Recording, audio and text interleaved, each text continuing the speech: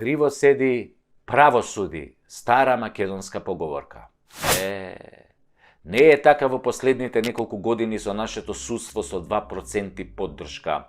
Право седи, криво суди. Тоа е мотото на македонското некорумпирано и неподмитливо судство. Се испраиле судии ко пушки, око не им трепнува, ама затоа судскиве одлуки искривени, искривоколчени, погазени, без потпора во законите, произволни како расказ на писател со 4-то оделение, подмачкани квалитетно. Што би рекол нашиот народ, од авион се гледа дека сте корумпирани, но судиите не се даваат. Здружени, сплотени ко еден, со честни исклучоци кои се бројат на прсти на една рака, тие упорно носат судски одлуки од кои ни се крева косата на главата, а вербата во правдата ни паѓа како една работа на 80 годишен старец. Нема правда, викаше цртаниот лик Калимеро, вечно неправдан, кој во овој момент може да биде комотно ставен на таблата на секој суд во Македонија, почнувајќи од основен, завршувајќи со уставен.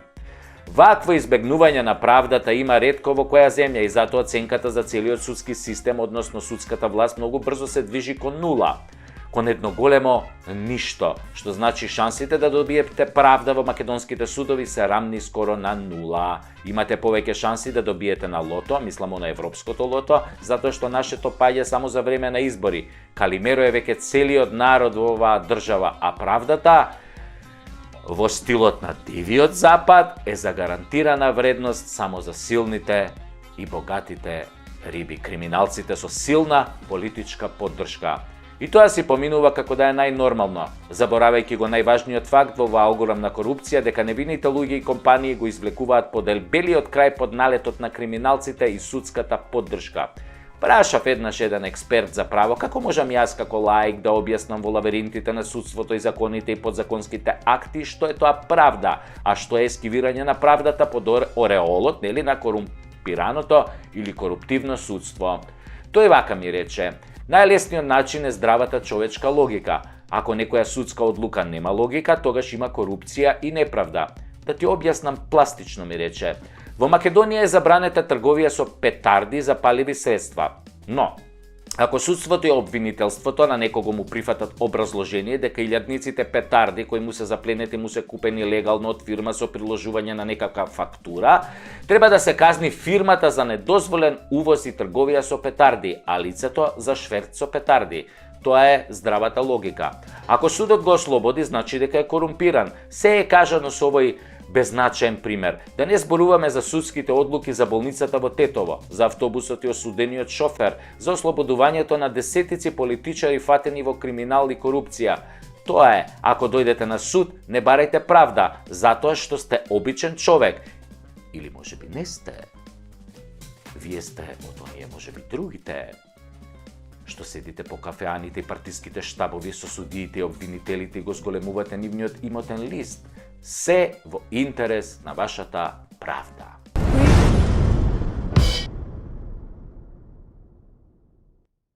Да се разбереме. Нашата полиција не е корумпирана. Јок.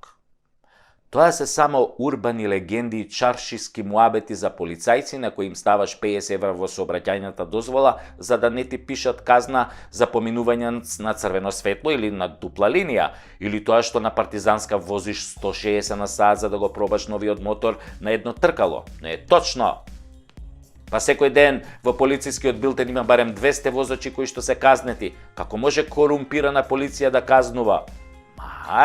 Ви се Тоа се приказни за да се дискриминираат полицајците и нивната професија. Земале едни другари ми раскажуваат таква измислена приказна како демек испиле по 2-3 раки и неколку пива и неколку гајби пиво, не се сеќам баш, и полицијата ги сопрела, им дала да дуваат во балончи, нормално балончето покажало дека се ќори пијани земја. И полицајецот ги прашал каде се здрвиле толку, тие му рекле: бате, не испивме многу ниеве. Еден другар частеше дека купил диплома за доктор. Рековме, малку да се провеселиме со новиот матичен, отидовме тамо на ќошон кај Перо. Го знаеш Перо? Кај Перо бевме. Леле, брат, каква плескајца прави Перо. Абе, од овдека вака ја плеска, вака тука шлак, награди ја плеска. Pero, тука не се депилира, абе, 2 прста, тоа млечен кашкавал има у тоа плескајцата, бе. Добро, тогаш сега казна 300 евра, овој рекол, ако немате 600 евра за 7 дена, плюс одземање на возачка дозвола, дечки 6 месеци и оставете возилото тука со таксисите, auf Wiedersehen дома, или и другаров дрвопијан, или овака му вика, што бе брат, абе неам бе 300 евра, неам 600, неам куќа кај укаса бе брат, бе све изедов, све сум испил, имам само 100 евра. Еве ги 100 евра, тука ми спијат у десниот джеп, 100 евра. Може за 100 евра само да си одиме? Многу ми се моча, бе, господин полицаец. Многу ми се моча. Ама полицајциве да ти биле честни и неподмитливи и му рекле, не оди, бе, тоа така, брат. Ти сакаш да не подмитиш? Сега ќе те уапсиме. И другаров онака ќорпијан. Не, бе, друже полицаец. Абе, какво подмитување, какви бакрачи? Јас само сакам да одите до кај Перо и да пробате од тоа плескајцата, вака што ја плеска, вака тука шлак, тука што ја плеска, вака награди таа плескајцата со фамилиите, да си отидете тамо, да ја пробате плескавица. Абе, многу работите, бе, брат. Дај, бе, малку искочите со жените кај Перо на плескајци, однесете ги, бе. Не, бе, нема шанси, му рекол тој колегата на сообраќајниот полицаец кој седел во полицискиот автомобил. Мојата жена не јаде мелено месо, бе, само бифтече јаде, бе, крезлички, јагнешко, така, ребренца, јагнешки. И другиот мој другар исто се понудил. Брат, слушај, ја ке пуштам од картицата кај Перу уште едно певче. Какви плескајци, бе? Тоа селјаци јадат плескајци, бе. Не заебај, има брат, жена ти е многу паметна и сигурно има коефициент на интелигенција ко Никола Тесла 300. Многу е паметна, бе, па знае она што сака, бифтече, винце, има атмосфера. И тогаш овој првиот полицаец се почешал по главата и рекол, добра, ај се остајте колата тука, ојте тамо кај Перо, уплатете и кажете му да ми се јави. Кој ќе ми се јави, може да си ја земете колата и немој, бе, немој толку да пиете, бе. Немој, бе, џубиња сте се направиле. Може полиција да ве фати, да ве земе возачката дозвола. Се разбравме ли? И така, другариве мои заштедиле 150 евра и 6 месеци без возачка дозвола. Тоа е кога полицијата не е корумпирана, кога нема корупција, а има само добар апетит.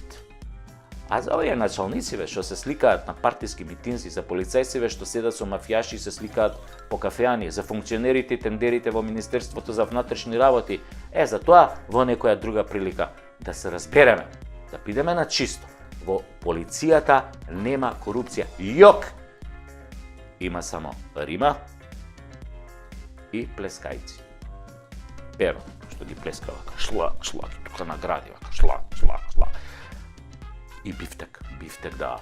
И нови Шкоди.